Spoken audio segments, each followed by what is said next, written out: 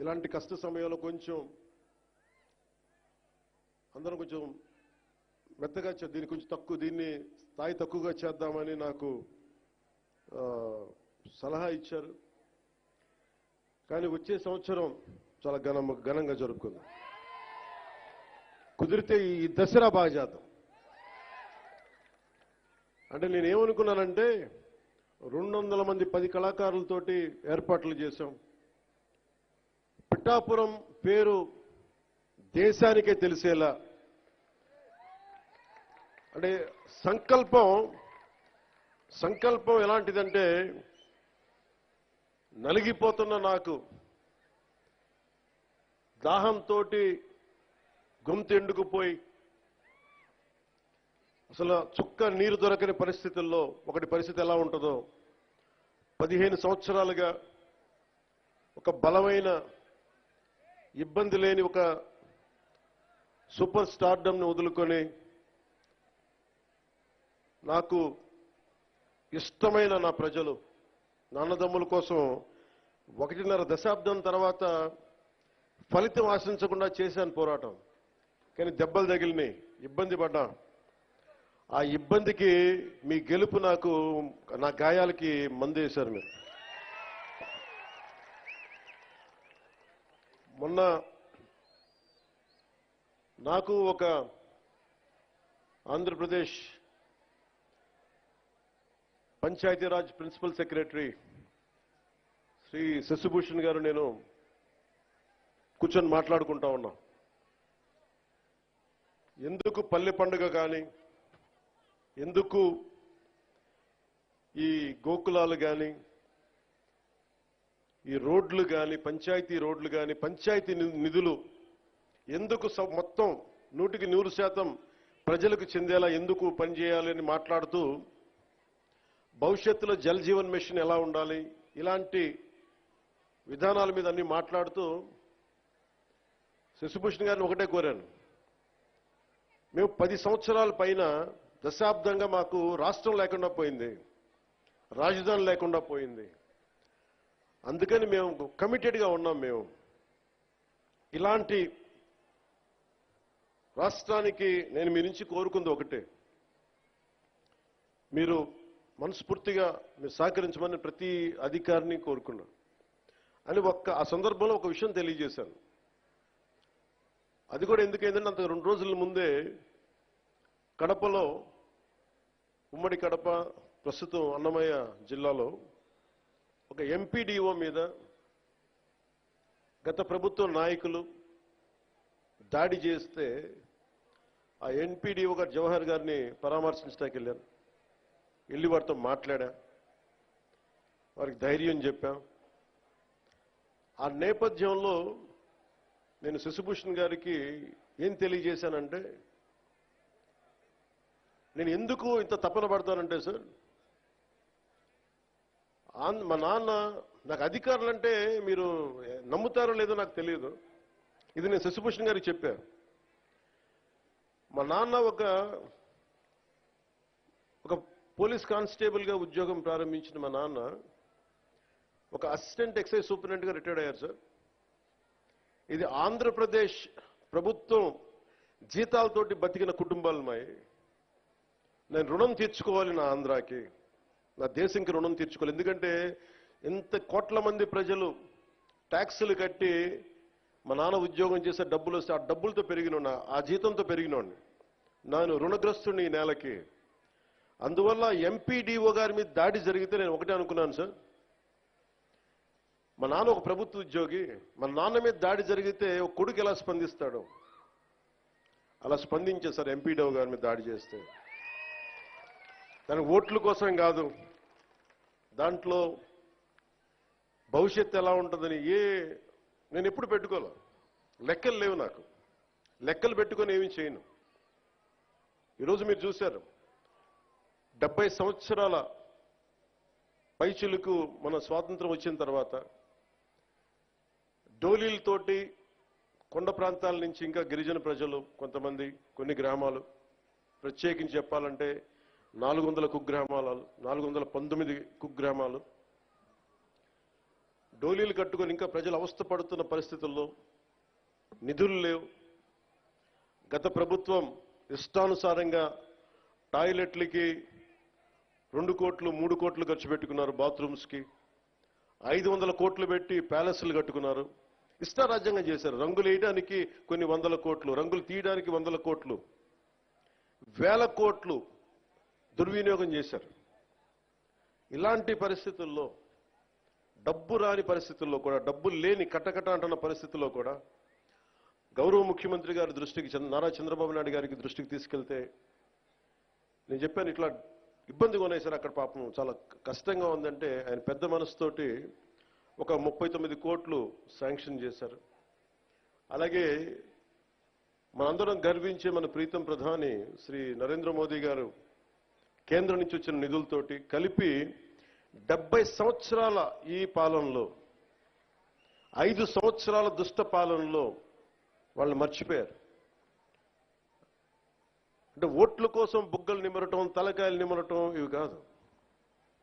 కష్టం ఉన్నప్పుడు పక్కన ఉండాలి. అధికారుల మీద దాడి చేయకపోవటం, వ్యవస్థల్ని బలోపేతం చేయటం.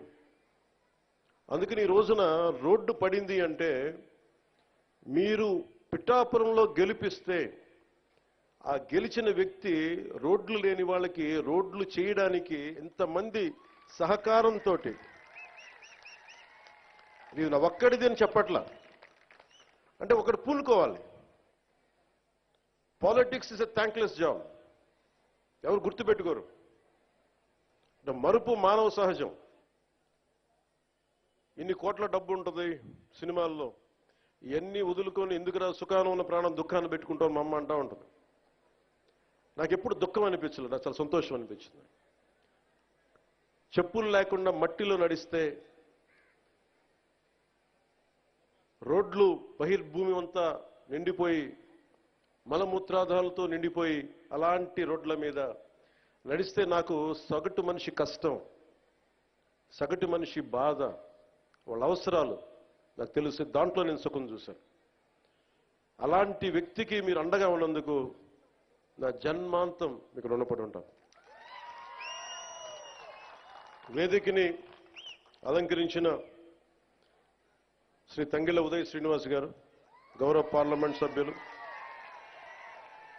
శ్రీ శశిభూషణ్ గారు, principal secretary Panchayati Raj and rural development, Shrimati Varavula Satyaprabha గారు, ఎమ్మెల్యే ప్రతిపాడు, శ్రీ తొట్టా సుధీర్ గారు, చైర్మన్ సివిల్ సప్లైస్ కార్పొరేషన్, అలాగే ఎస్విఎస్ వర్మ గారు, Shri M Krishnateja, director Panchayati Raj and rural development, Burra Krishnaraju గారు,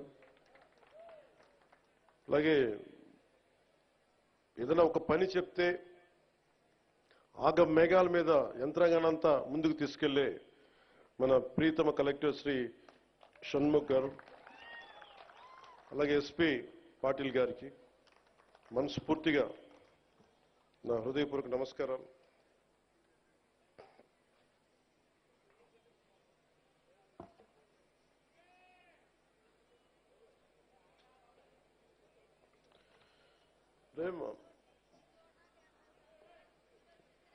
ఏమ్మా, ఏంటి ఇబ్బంది పెడుతున్నారు మిమ్మల్ని?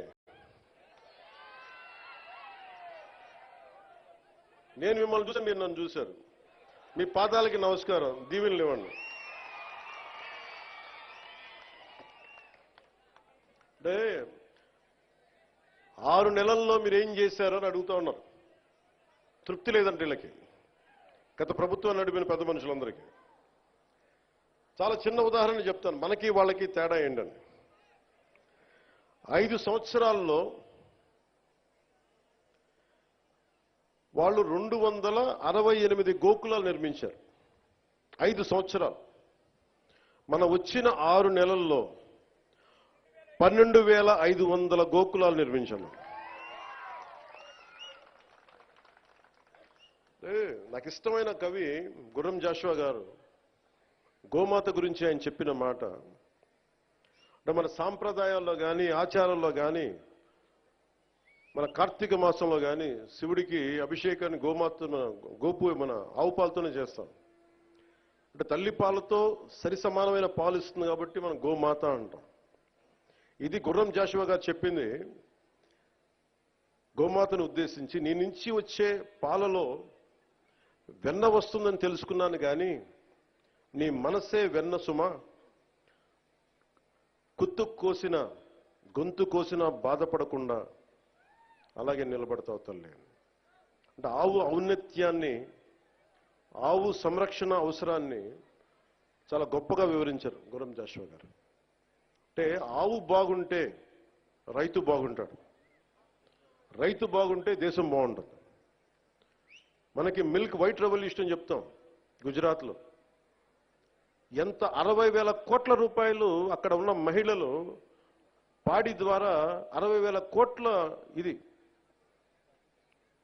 అంత ఉంది. వీళ్ళు ఇక్కడ తీసుకొచ్చారు అమూల్ని. గత ప్రభుత్వం దారుణంగా చిత్తూరులో కానీ మిగతా చాలా జిల్లాల్లో పాడి పరిశ్రమ అంటే ముఖ్యంగా డైరీస్ని చంపేశారు. గవర్నమెంట్ డైరీస్ని. ఎవరి దగ్గర డబ్బులు ఉండకూడదు, డబ్బులు వాళ్ళ దగ్గరే ఉండాలి. మనం ఎప్పుడు దేహి అంటా ఉండాలి. డైరీస్ని చంపేసి వాళ్ళ సొంత డైరీలు పెట్టుకుంటా ఉన్నారు. ఈరోజు మనం నిర్మించిన 12,500 ఈ గోకులాలు కానీ భవిష్యత్తులో నిర్మించబోతున్న ఇంకొక 20,000 20,000 ఇంకొక 20,000 గోకులాలు కానీ అవి ఒకటి 2 కానీ 4 కానీ 6 ఆవులు కానీ పాడి చేసుకునే ఏవైనా సరే కనీసం 2 ఉంటే ఒక 1,000-2,000 పెరుగుద్ది. ఎందుకంటే దానివల్ల రక్షణ ఉంటుంది, ఎండపొడ ఉండదు, శుభ్రత ఉంటుంది. అంటే ఇది కూడా ఆలోచించలేకపోయింది గత ప్రభుత్వం. అదే మన ఇంట్లో ఒక ఆడబిడ్డ పెళ్లి జరిగితే గతంలో ఆవుని కానుక ఇచ్చి పంపించేవాడు. అంటే గోవు అంతది మనకి. అలాంటి గోవుని సంరక్షించుకోవడం కోసం ఈ రోజున మనం 12,500 ఒకేసారి మనం ఈ రోజున ఓపెన్ చేస్తున్న పండక్కి. ఈ గోకుల ద్వారా అత్యధికంగా లబ్ధి పొందేవారు చిన్న రైతులు, కౌలు రైతులు, బడుగు బలహీన దళిత గిరిజన వర్గాల వారు, ఎస్సీ ఎస్టీ మరియు ఇతర వర్గాల్లో ఉండే బిలో పవర్టీ లైన్లో ఉన్న నరేగా నిధులతోటి 90% సబ్సిడీతోటి పశువుల షెడ్లు చేసుకోవడానికి ప్రభుత్వం, ఎన్డీఏ ప్రభుత్వం నారా చంద్రబాబు గారి నాయకత్వంలో ప్రోత్సహిస్తుంది. ఈ స్కేల్లో, ఈ స్థాయిలో, ఇంత తక్కువ సమయంలో నిర్మించడం ఒక ఘనమైన విజయం. గత ప్రభుత్వం స్కాముల్లో రికార్డులు సృష్టిస్తే ఈ ప్రభుత్వం ఒక పల్లె పండుగ ద్వారా, ఒక గోకులాల ద్వారా, సకాలానికి జీతాలు అందించడం ద్వారా, పెన్షన్లు పెంచడం ద్వారా ఇది మనం అలాంటి అభివృద్ధి పనులతో రికార్డు సాధిస్తున్నాం. ఇందాక చూసాం మనం ఏడీబీ రోడ్డు చూసాం. దాదాపు 2-3 నియోజకవర్గాలకు పనికొచ్చే 30 కిలోమీటర్ల రోడ్డు 5 సంవత్సరాలు దాన్ని వదిలేశారు. ఈరోజు వచ్చిన దాంట్లో మొత్తం కూర్చోబెడితే మొత్తం దాదాపు అక్కడ 2-3 ప్యాచ్లు తప్ప రోడ్డు ఆల్మోస్ట్ అయిపోతా పరిస్థితిలో ఉంది. ఆగస్టుకి అయిపోద్ది రోడ్డు, వచ్చే ఆగస్టుకి. అంటే ఇది ఎందుకు చేస్తున్నామంటే, ఎందుకు చెప్తున్నానంటే, అంటే నిజంగా కమిటెడ్గా ఉంటే డబ్బులు పనిచేసే చోట డబ్బులు వస్తాయి. కష్టే ఫలి అంటాం. మనకి శ్రమ ఉన్న చోట పెట్టుబడి వస్తాయి. ఈ రోజున మేము కోరుకుంటుంది గోకులాల ద్వారా మేము ఒకటే కోరుకుంటా ఉన్నాం. మహిళలు గుజరాత్ని స్ఫూర్తిగా తీసుకొని 60,000 కోట్ల రూపాయలు వ్యాపారం చేస్తూ ఉన్నారు. ఇక్కడ కూడా ఆ విధంగా మహిళలు భాగస్వామ్యమై ఇది ఒక రకమైన ఎంటర్‌ప్రెన్యూర్‌షిప్ అవ్వాలి. ఈ రంగం ఒక ఆత్మనిర్భర భారత్, ఎవ్వరి మీద ఆధారపడని భారతదేశంలో భాగంగా ఈ మహిళలకు కానీ, చిన్న రైతాంగానికి కానీ, పాడి పరిశ్రమ చేసే రైతాంగానికి కానీ ఇది లబ్ధిగా ఉంటుందని తెలియజేస్తా ఉన్నాను. ఆంధ్రప్రదేశ్లో మన డైరీ కోఆపరేషన్ సొసైటీలు చాలా తక్కువ. దీనిని 10% ఉన్నాయి, దీన్ని విస్తరించాలి అని నిర్ణయించింది. దాంట్లో నరేగా ఫండ్స్ తోటి ఈ రోజున మనం దీన్ని ప్రారంభించడం చేశాం. న్యూజిలాండ్ లాగా పాడి పరిశ్రమలో ఆంధ్రప్రదేశ్ పాలని దేశంలోనే పాల ఉత్పత్తి